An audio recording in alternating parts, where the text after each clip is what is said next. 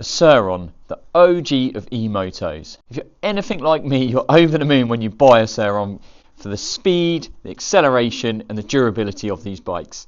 But after time, we do get bored of that speed and we want even more. So today, we're going to be looking at battery options. In particular, I've got two batteries that we're going to test out. I've got a 60 volt from a company called JSH and I've got a 72 volt from Electron Cycles. What I'm going to do today is pop both batteries into my Surron and take them out and do some real world testing just to see what a 60 volt and a 72 volt can be capable of. So I'm going to be linking both of these batteries to the exact same settings on my Surron, and I'm currently using the VTB V9600 controller. With this controller I've got three main power modes, and I'm going to be putting both these batteries in the top power mode to see exactly what they're capable of, the kilowatts we can expect, the top speed and the acceleration. So without further ado, let's put the 60 volt on this, take it out for a test. Okay, so let's start off with the 60 volt. So this battery is made by a company called JSH, quite a reputable battery brand based here in the UK. I believe this particular battery is 47 amp hour, something like that. And it's obviously going to have a bigger and better BMS than the stock battery and things like that. So it's not like we're comparing it against a completely stock 60 volt battery. This is quite a reputable aftermarket battery. But yeah, let's see what she's like. I mean, I'm so used to riding my other Surron with a 72 volt, so anything I think comparing to that's going to be a lesser voltage is going to be a little bit underwhelming. But to be honest with you, for this bike, I am going to be road riding, so I don't need to be going at 60, 70 mile an hour and getting there within 2 or 3 seconds. So I'm still weighing up these options. I know in my head though, once you've ridden a 72 volt, there is no going back. But obviously with the 72 volt, there is a price difference compared to the 60 volt. So it's something that we're going to have to weigh up. But I think for me personally, I ride my bikes literally every other day.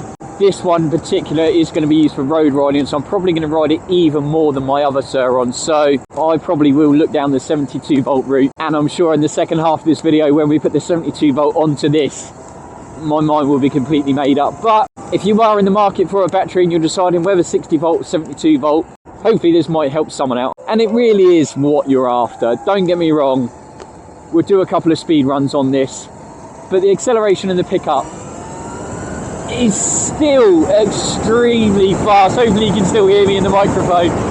Whoa! Whoa!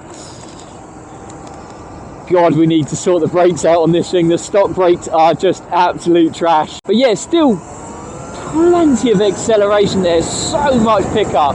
We'll do a top end run, but for the moment the bottom end. But still plenty of power to pick that front wheel up and get a wheelie in. And it is going to be a massive upgrade from coming from a stock battery up to an aftermarket 60 volt. Let's just run a quick speed test on it and see what sort of top speed we get. Okay, 3, 2, 1.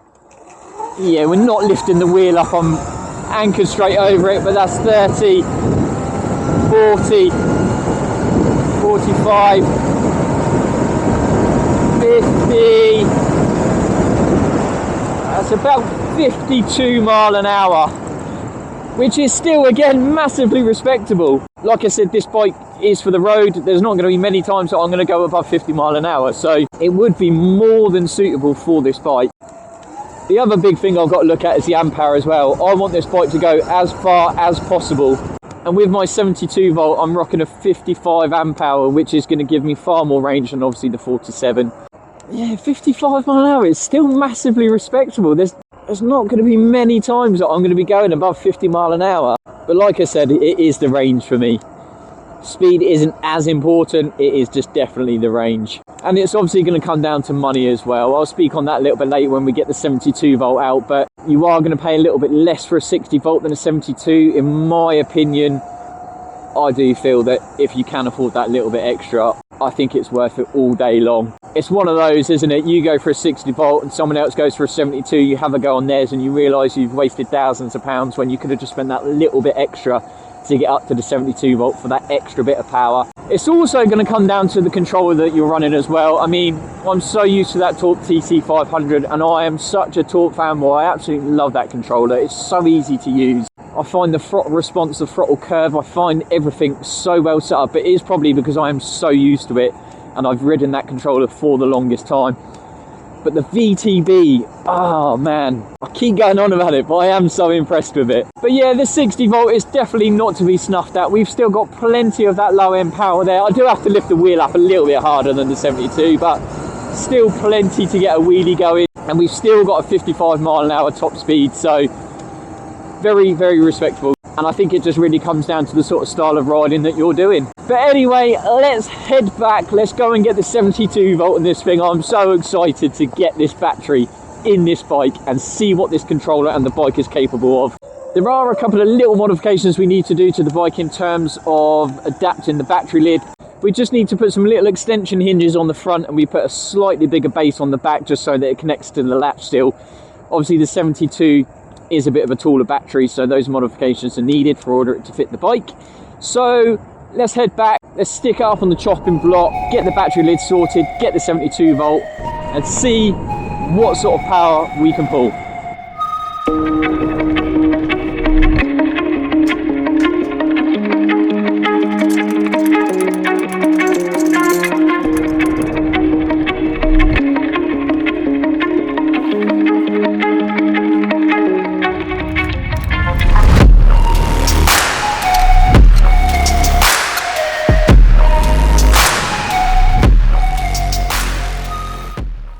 Okay, so 72 volt all installed, ready to go. Apologies for the state of me, I don't know if you can tell, I've tried to clean up as much as I can. Halfway through making this video, obviously it was the weekend, and I decided to take the other Surron out to a motocross track, and conditions were just absolutely horrendous. I actually ended up snapping the rear hugger mudguard off the bike because there was just so much mud compacted in there. Yeah, great fun, but absolutely ruined me and the bike. But yeah, I'll cut to a quick clip of how the bike actually looked after riding, and a few little shots of actually riding the track.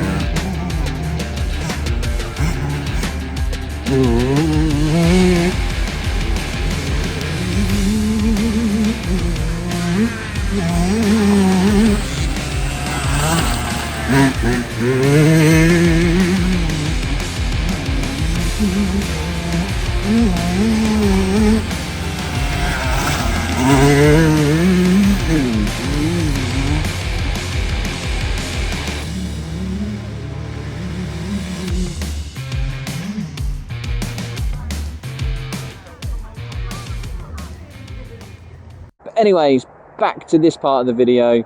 We've now got the 72 volt installed. As you could see from that previous footage, really easy, just a couple of simple little modifications we needed to do to the battery cover to get the 72 volt to fit. So I've been playing around in the settings, and I'll show up on the screen now the actual setup, so you can see the kilowatt is just astronomical. Obviously my motor's not going to take that, but that's what the controller and the battery is capable of, so I'm expecting ridiculous amounts of power from this. I could probably just finish the video there. You can see from those settings that this thing's gonna absolutely rip. So cruising at 16 mile an hour. The torque and the acceleration is just astronomical. That is very fast.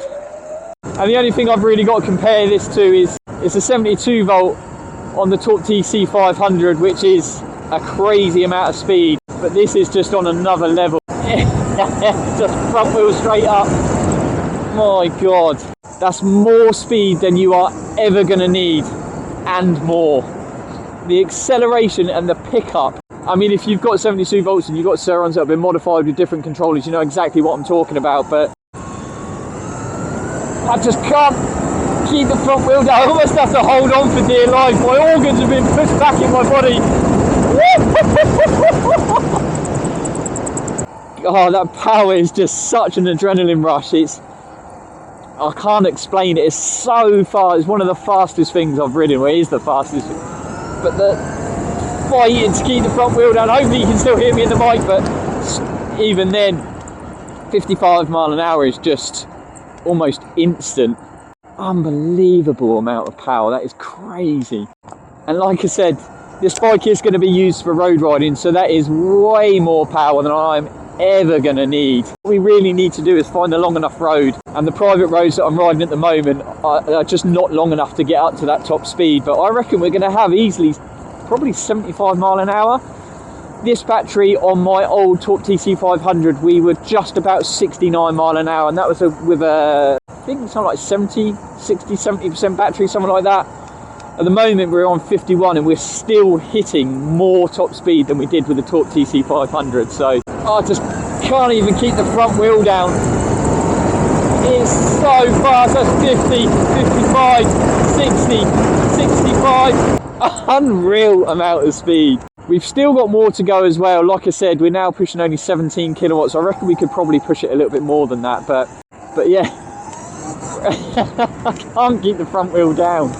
Oh my god, I'm so impressed with that. So I think really comparing the two, it is a no-brainer. The 72 volt, the amount of additional power that 72 volt gives is incomparable. And obviously the only one thing with a 72 volt compared to a 60 volt is the price range. You are going to be paying a lot more money for a 72 volt, but in my eyes, I think if you were to get a 60 volt and you're spending a decent chunk of money anyway, I just think if you've got that extra money to jump a little bit more up to the 72, it's going to be worth it all day long. Oh, I just can't keep that front left wheel down. She is fast, very fast. By far the fastest bike that I've ridden. That VTB controller is no joke. And as you saw from one of the previous videos, this motor is on its way out. I have got the hall sensor. I've managed to keep the errors off for the time being, but at the moment I'm only doing very, very short rides.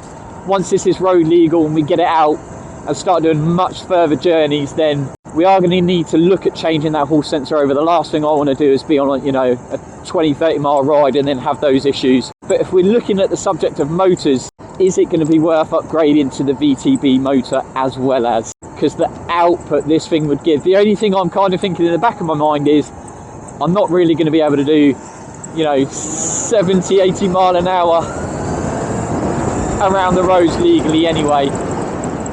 But it's very nice that you've got that power there just in case. Let's just try and do a quick pull. I'm just gonna, we are slightly downhill, so it's going to be a little bit skewed, but I'll try and keep over the front wheel and just see if we can get a full top speed run.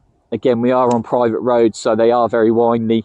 They are quiet, but you do get the odd tractor. So, okay, 3, 2, I'm gonna try and keep this wheel down. 3, 2, 1, go. I can't. The only way I can do it is accelerate almost slowly to get it going. But ready, 3, 2, 1, go. That's 30, 40, 50, 55. I've got to brake because there's a corner coming up. I need to find a bigger road for this and see what we can do top end.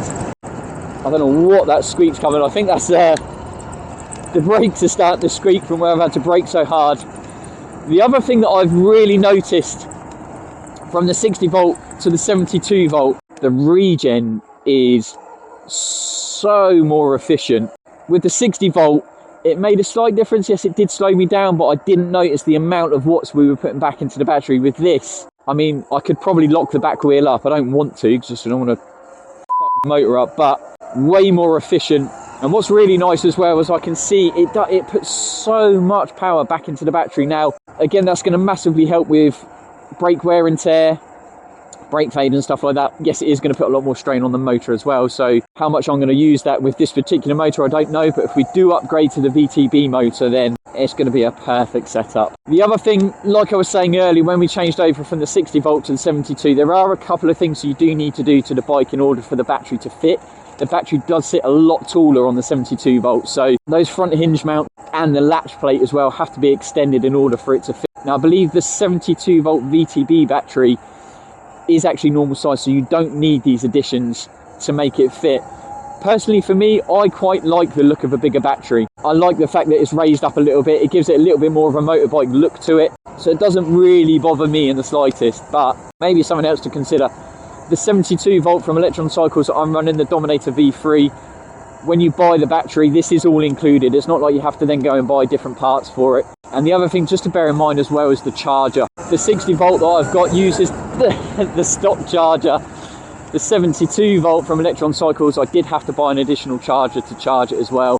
So there are more costs involved as well if you are weighing out the options of getting a 60 volt to a 72. And this all depends as well on the brand. The JSH batteries, I don't know if he makes those so that you can still use the stock. So yeah, it's just something else to bear in mind if you are looking. But all day long, the 72 volt is going to massively outrun the 60 volt. The amp hour as well is something to bear in mind. The one I'm particularly riding at the moment is a 55 amp hour. That gives me more range really from what I do on the other Surron.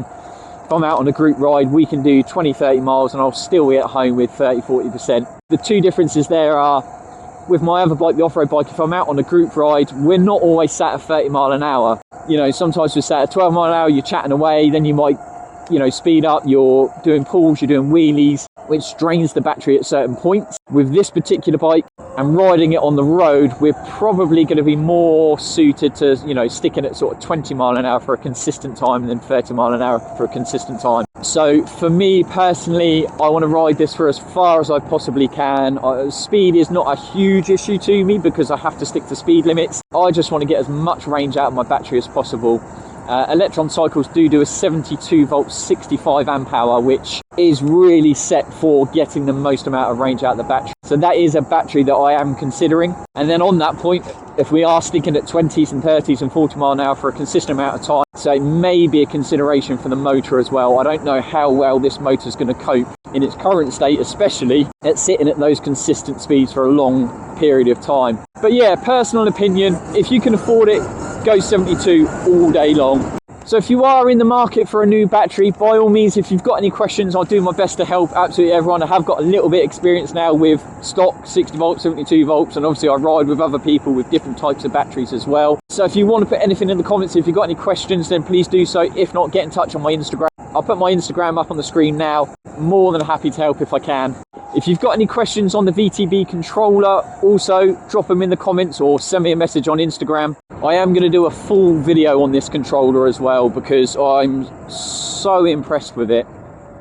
And I know I keep saying it, but value for money and the power output that this thing gives, the app and how easy that is to use and all the accessories that you get with it, I really do think this is one of the best controllers on the market at the moment. I am a massive Torque fanboy. I love the Torque TC500, and what I might even do in another video is compare the Torque TC500 to the VTB controller and also the Nuclear as well. I've got experience with that. We did ride that for some time. The Nuclear definitely had its benefits, but it definitely had its flaws as well. So I don't know, yeah, maybe someone might find that interesting if you're looking for an upgrade in controller as well. Then comparing those three, they seem to be the main three on the market at the moment. So I feel it might make quite good content just to compare all three, and it might just help someone out who is looking to do the upgrade. So I'm going to finish the video there then, guys. As always, thank you ever so much for watching. If you've enjoyed this video, please go ahead and give it a thumbs up. And if you haven't done already, go ahead and hit that subscribe button. And I will see you in the next one. Take it easy.